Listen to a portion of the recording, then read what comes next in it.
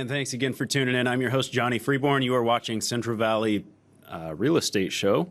And if you can't get enough of the inside scoop from the Central Valley area, region of the real estate information, make sure that you tune in to us every week at Thursday at noon. Our first guest again is Azab Deeb. Thanks again, Azab, for coming on the show. Appreciate being here. Thanks for having me. Yeah, it's a pleasure. And you have some great advice, some tips. So tell us what you have I for do us. today. I do. You know, if you're going to be selling your home or purchasing a house, I highly suggest you are prepared and have a strong understanding of the process. Many of the best ways to understand the process are to be really well prepared and by asking questions. I've compiled some of the most frequently asked seller and buyer questions, and I want to go over a few of them with you. And sellers typically ask me what steps they should prepare to get their house ready for sale. And my answer to them is, you know, the expression of you never get a second chance to make a first impression is absolutely true when it comes to selling a home. When selling a home, you must be sure that your home presents itself in the best light possible. Make sure your clutter's at a minimum, your rooms are freshly painted, possibly even installing new carpet or new flooring, and ensuring those odors are non-existent, just to name a few. Not properly preparing a home for sale can totally put an owner at a huge disadvantage. Another question I frequently get and I love to answer is, you know, what do I got to do to disclose to the buyers? What should I disclose to the buyers? And my answer is just this. When selling a home, it's important that you disclose to potential buyers anything that you're aware of in your home. If you're aware of any defects with the roof, appliances, or just the home in general, you're always going to be better off being honest and upfront. If you're aware of any defects whenever possible, fix them before going on the market. That's the best thing you can do.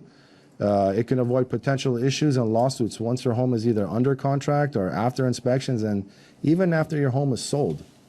What I love also to answer is, can I determine how much my house is worth from an internet website? And clearly my answer is no. Surely anyone who's bought a home, sold a home, or just looked at homes has heard of websites such as Zillow and Trulia. They're commonly referred to as third-party real estate websites. These websites provide estimates of homes practically anywhere in the United States. So I don't know how it's possible for a third-party website headquartered in California or Florida can provide us with accurate home value located in another part of the country. These third-party websites use computer-generated home values based on calculations and formulas. Typically, they provide us inaccurate estimates, or zestimates as they call it, and can create a false sense of hope and lead to frustration. Often at times, a home seller who is told that their home is worth $20,000 less than the online estimate is going to be understandably upset. So it's critical when selling a home that the value is determined by a realtor in your local area and not just a website. This one I love quite a bit. It deals with compensation and commission. I typically ask, how much commission do you get charged? Quite honestly, commissions are all negotiable, period. So no one should tell you otherwise.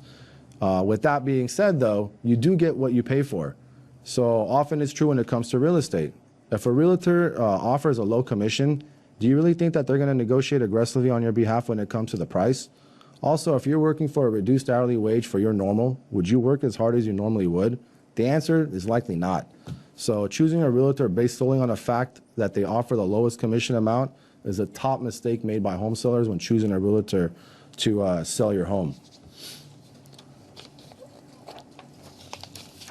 I'll conclude with this one. I love this question. I always get asked by sellers, why isn't anyone looking at my home? This question can fairly be a complex answer. However, in most cases, the reason why a home is not being looked at by potential buyers is due to the price. Buyers who feel that a home is priced too high will choose to look at other homes before yours, likely finding one before they reach yours. I mean, other possible reasons your home is not being looked at could include poor curb appeal, a poor location, or a lackluster marketing effort on behalf of your realtor. So there's a few things that buyers are actually looking for, and to keep these in mind when you do put your house up for sale. And what you should do to prepare your home is basically make sure that the home is cleaned, decluttered, in a bright, and no foul odors again to be present at the time of home showings. Buyers ask me a ton of questions too, and I love this one. They like to go shopping for homes before they're even pre-approved. And they ask me, should I talk with a bank before looking at homes? And my answer is always yes. It's strongly suggested that talking with a bank before looking at homes can help you understand exactly how much you can afford. Another important reason to talk with a bank before looking at homes is you can understand what the costs are associated with buying a home, including your down payment and closing costs that buyers don't commonly think about when they're purchasing a house. Many first-time buyers barely have enough money for down payment, and closing costs can be an issue. Typically, buyers ask me who pays for the realtor's fees when buying a home. And in most cases, the sellers do. Lastly, I want to talk about a frequently asked question from buyers is when their offer is rejected, what do they do? Typically, when a purchase offer is submitted to the seller, there's generally 4 possible responses. One of them is either the offer is accepted on your first shot. The second is you can get a counter. The third, it can get rejected. And the final, sellers don't have to respond to your offer. So if the offer is rejected, meaning that the seller doesn't counter, you do have the right to place another offer. It's not very common an offer is rejected or not responded to unless the seller is offended by a lowball offer. But I got to tell you guys, there are no dumb questions. There are no dumb questions. And if you're unsure of something, I highly suggest that you just ask. Nothing could set your mind at ease better than being prepared, having knowledge of what's going on, having communication, and just by asking a lot of questions. Knowing is better than being unknown. All right, very good. So you had a few listings last time you were here. Any updates on those? You know, those 2 listings have sold, and I have a new one on the market. It's a 3-2 off of Shields and Blackstone. It's shy of 1,000 square feet. It's 960 square feet, laminate flooring, granite countertops, central heat. So it's really nice to have central heat as well as air in these 100-degree temperature summers.